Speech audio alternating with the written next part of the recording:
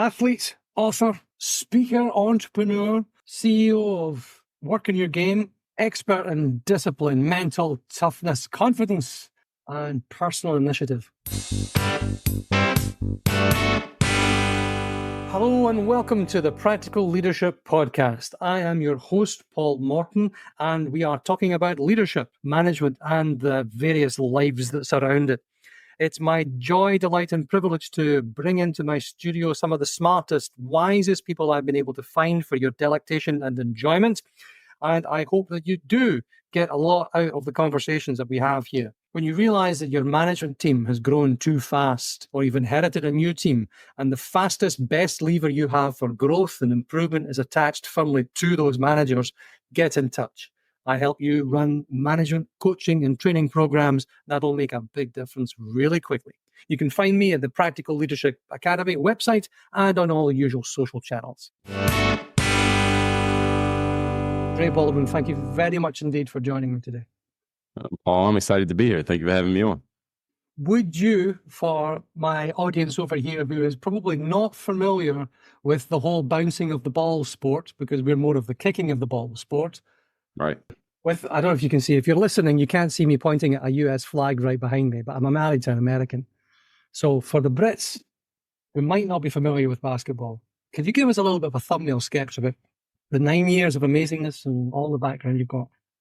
Sure. So my background's as an athlete, played basketball overseas 9 years. I came from a Division III college, which is the third tier of college sports. Usually the pros come from the Division I level. I was at the Division III level. So for me to play pro was kind of not really in the cards. So I had to really hustle and market and sell myself in order to get an opportunity to play pro basketball, which is great because it kind of set me up for my future life, what I was going to be doing after basketball. So played pro ball for 9 years. While I was doing that, started marketing and promoting myself online. Actually, I got online on YouTube and I was just making basketball training videos for ball players, not as a strategy to get into business. I was just doing it because it was available and I had footage and I saw the players were valuing and benefiting from the footage. Then maybe a few years later, probably about 5 years into it, I did this for about 10 years. About 5 years into it, I realized that the players were willing to invest in things like training programs for basketball players, or they wanted to learn more about mindset. So I started doing those things. And when I started talking about the mindset pieces, Paul, what happened is people who didn't play basketball started finding me and letting me know that the stuff I was talking about when it related to the mental game applied off the court as well as on the court. And I was always looking for that transition piece that could take me from the sports world to the everybody else world.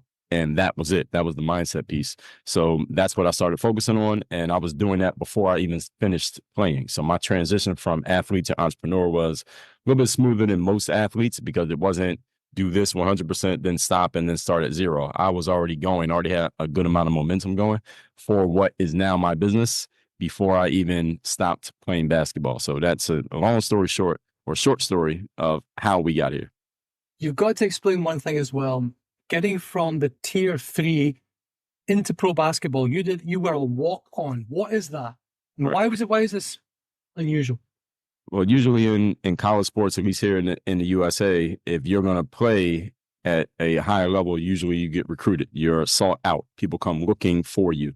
And because I had barely played in high school, no one was looking for me. So in order for me to play in college, I would have to walk on. And walking on simply means you literally just walk into the practice or the tryout or the training and you hope, even though nobody knows you, you hope you can impress the people in charge enough with your ability that they're willing to let you be on the team.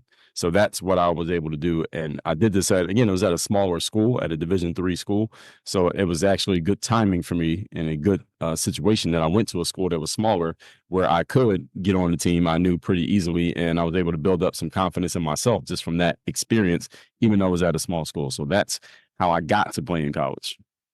But that takes a degree of cojones. That takes some serious brass ones, walking onto in front of, as an audition, really. You're going into audition yourself. I mean, that's right. Yeah. And then, so you managed to have this layer of the professional sporting career as you were developing this personal brand, and then later you have the business that came out of that. What were the biggest challenges you faced as you went through the transition from stopping sport, other than trying not to put on 300 pounds, right? but stopping sports to becoming an entrepreneur? Biggest challenges I faced were the biggest one was just really figuring out how exactly does the business thing work, because I had been doing some business. I've been selling my own products and making ad revenue, and started writing books. I've been doing all that while I was still playing. But then when you have the whole day to run your business, of course you want to add more pieces to it, and you want there to be some structure, some what I want to call it, just make it more tangible, exactly what you're doing and how you're going to do it. So for me, the first thing that I was going to replace the basketball time with was I wanted to get into professional speaking. And I met someone who was already in the business, and they told me basically the fundamentals, the foundations of it. And then basically you got to get on the phone. You got to start dialing and seeing if you can get someone to just give you an opportunity to get on the stage and speak. And that's really what I spent a lot of my first year out of basketball doing. I was still I had some books out at that point. I had my basketball training products, and I still had a significant basketball audience. So I was still selling those things, and I had some courses, things like that I was selling, really just figuring out how to establish myself as this guy is a bona fide entrepreneur, because I didn't want to stay in the basketball space, which is what Paul easily could have done. Could have just stayed in the basketball space and just focused on, instead of playing basketball now, just talk about training or coaching or just talking about the game as an analyst or something. But I knew I didn't want to do that. I wanted to go into a world of business that had nothing to do with basketball, where I was just using basketball kind of as a feature of who I was, but I was not in the basketball industry. It was an enabler for you. An enabler. Maybe. Right, exactly. Right. So to make that step, and even the confidence to walk into the game, the confidence to say that I'm not going to just be an ex-player, because we have the pundits over here as well. You have the ex-players are floating around the edges of whatever it is they're doing, what they used to be doing, whether the football matches or the tennis or whatever the sports are. Mm-hmm. You stepped out, and that takes quite an element of mental toughness. Now, I know that's something you speak about, you talk about. So how would you recommend them? Because my goal from this podcast is to take the wisdom from people like you and try and shape it into something that people can go, oh, I can do that, that, and that. How would you recommend other people could develop that sort of mental toughness, that resilience that started you off and then kept you going? Well, the most important thing is you got to be clear where you want to go and why you want to be there. That matters a ton. What is the outcome that we want to achieve, and why does it matter to you? Because when it comes to mental toughness, usually you only need mental toughness when you're in a tough situation, right? Because if the situation is not tough, you don't need to be mentally tough. You can be mentally weak and everything's working out. No need for any toughness. So you need to have a strong reason, and that reason is connected to emotion. Emotion overpowers logic. And when your logical reasons for doing things run out, then the emotion can take over and it can kind of power you through that challenging situation. So that's where that mental toughness comes from. Tell me the rest of the question that you're asking me. Well, okay, you've got the mental toughness, which is the one that puts you on the track in the first place. Mm-hmm. Then to keep going. So it's that aspect of resilience, the discipline to keep going. Mm-hmm. Yeah, so the mental toughness is just what's going to push you through when the situation is challenging. When it comes to the resilience and the discipline to keep going, it's having a few things you want to have is clearly the decision that you actually want to achieve the outcome. That matters a lot. Then you put the structure in place, because discipline is a result of structure. When you put the right structure in place, then discipline is actually a lot easier than it looks, or a lot easier than it sounds. And the main challenge a lot of people have with lacking discipline is that they have no structure. And when you have no structure, it's hard to remain disciplined, because everything is kind of all over the place. There's no routine. There's no process. There's nothing for you to follow. And then you want to logistically set things up so that the discipline and following the structure are actually easier for you. So, for example, someone's trying to lose weight. You want to get the chocolate and the ice cream and the potato chips out of the house. Right? That logistically sets you up to be more successful. And the structure is, okay, I'm going to work out this day at this time with this trainer. All right. And you made the decision that I'm going to do this. And that is what allows you to push through when your trainer has you doing an extra set of push-ups that you don't want to do, or you want the ice cream, but you know you don't want to eat it. So having that reason will push you through doing the stuff that the process and the logistics tell you to do. I'm a great believer that willpower is a fantasy. I think you have some willpower, you have some desires and things to do. But if you make a decision, as you said there, I've decided I have an intent to be a person. And people who are like that do the following things. The Mhm. following things require, as you said, a structure, a framework, a set of habits that you can shoehorn into your life that makes it as easy as possible for you to succeed. Right, exactly. Exactly. And willpower, there is a place for willpower, but you can't base your whole business around willpower because it eventually runs out. Motivation. Yeah. I mean, Right. motivation as well. You can be motivated one day and not motivated the next day, but you still have to get up. You still That's have right. to go on and do it. Right. So that framework thing, that structure thing is good.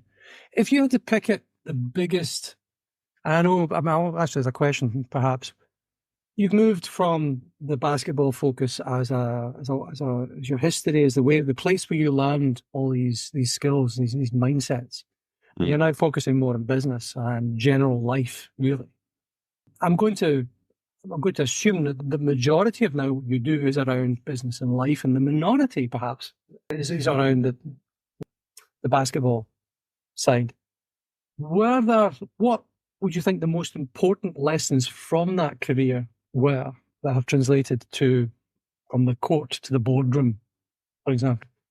Well, the biggest thing for me personally is just understanding the concept of selling yourself, marketing yourself, and making sure that people know that you exist, because that's what I had to do to get my chance to play basketball. Now, going further, if I'm, let's say, I'm talking to an audience of people, what are the things that I took from it? Then the number one piece is the mindset. And this is kind of what we've been talking about already here, Paul. And the four pieces of our framework are discipline, confidence, mental toughness, and personal initiative. And we talked about a few of those already. So the most important aspect is the mindset, because in any business, the two key factors are your performance and your results.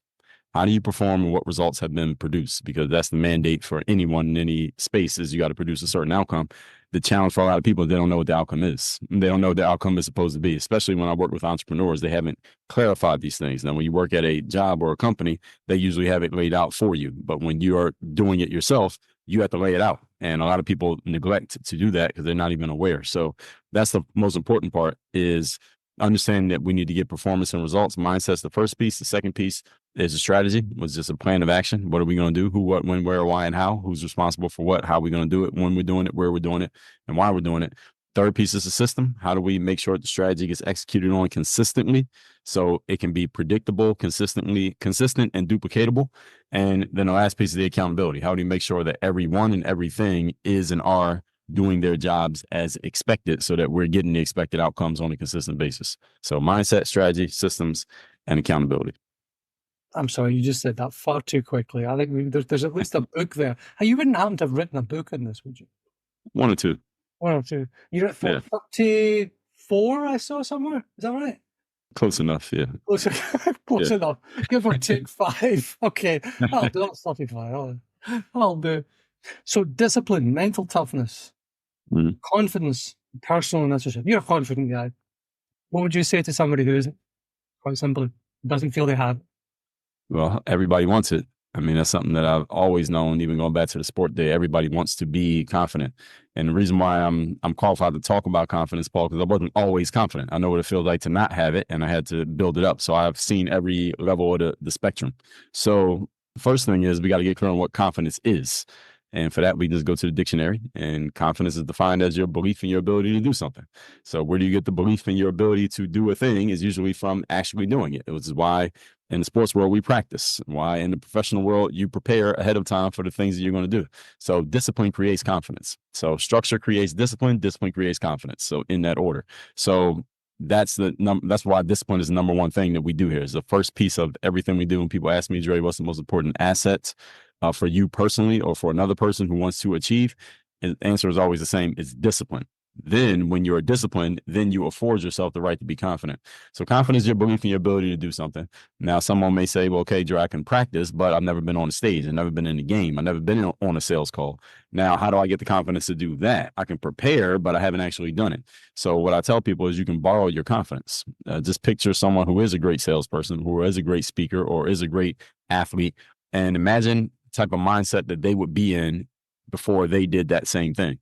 And science tells us that we have these things in us called mirror neurons.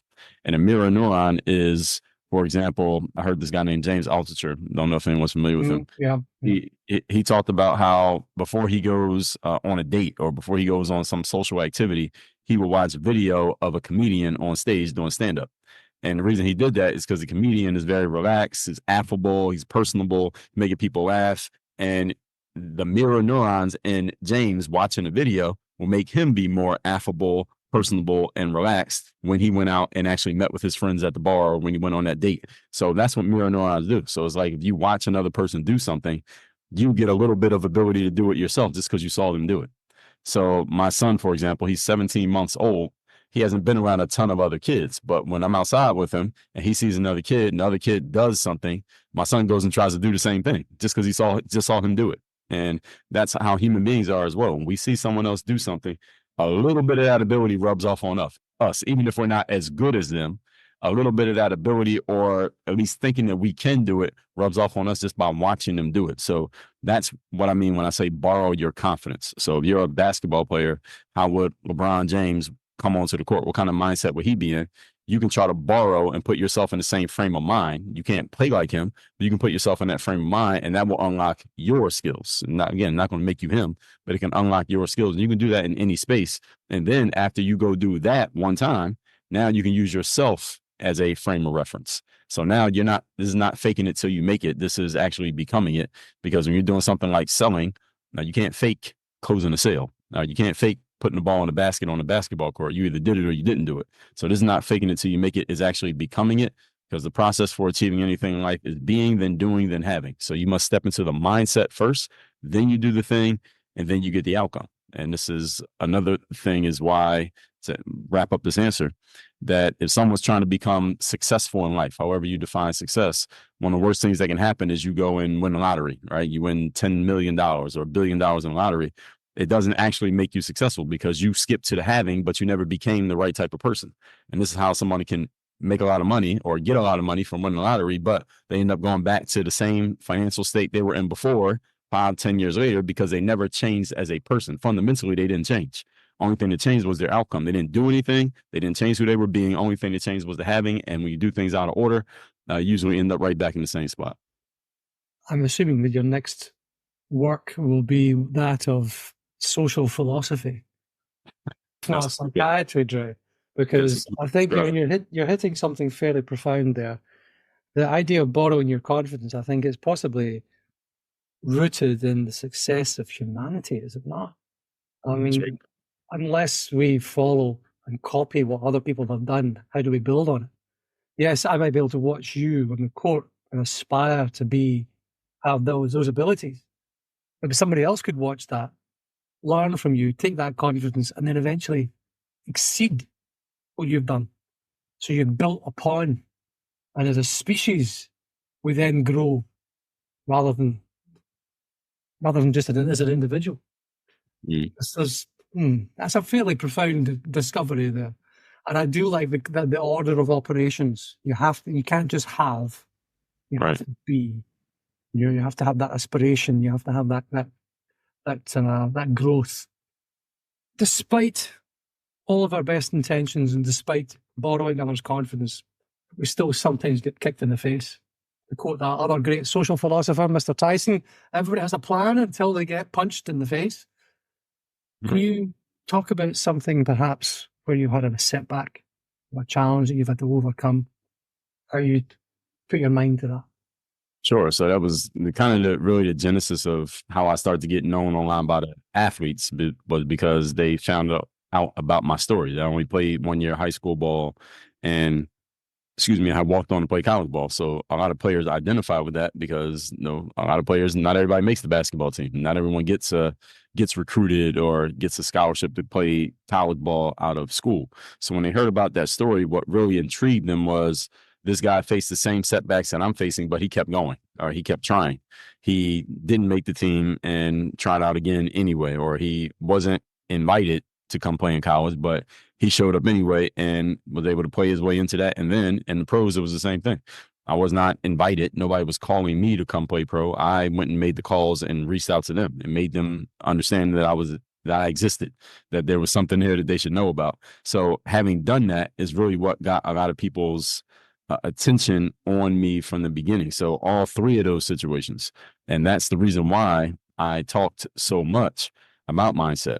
and this is back when I was talking to basketball players, so I would talk about mindset. It would kind of just seep into the things that I was saying, even when I wasn't trying to talk about mindset. It would just come up because I had to tell these people, here's why I did this. Here's how I did this. Here's my thinking when I was doing these things.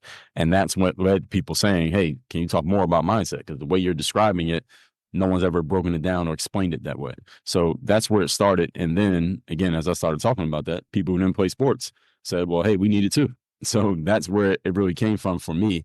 And because I had those things in me, Paul, and this is before I even knew it was a thing. Once I started talking about it, and then I started to put something real around it. I made it into a tangible thing. And that's where Work on Your Game came from. Mindset, discipline, confidence, mental toughness, and personal initiative. So because I've had those things for so long, I do face setbacks. I do face challenges. I mean, our first year when I was trying to establish myself as, all right, this guy is an entrepreneur, I made a lot more calls than I got answers, right? And I made a lot more pitches than I got acceptances.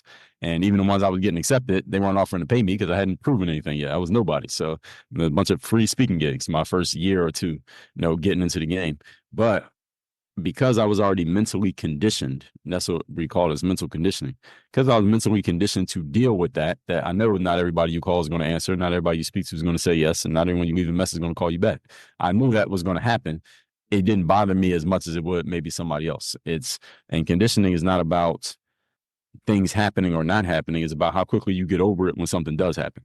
And that's hang up one call, make the next call. All right, do you need 5 minutes? You need 5 hours? You need 5 days? You need 5 seconds? That's what conditioning is about. That's an athletic thing as well. It's your recovery rate. How fast is your heart get back to normal again? That's right.